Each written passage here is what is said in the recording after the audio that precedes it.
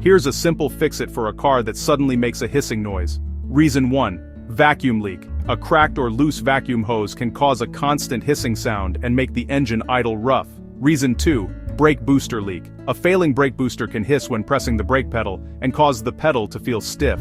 Reason 3. Coolant or radiator leak. If you hear a hissing sound after turning the car off, hot coolant may be escaping from a loose hose or cap. Reason 4. AC refrigerant leak. A burst AC line or failing expansion valve can create a hissing noise when the AC is running. Reason 5. Exhaust leak.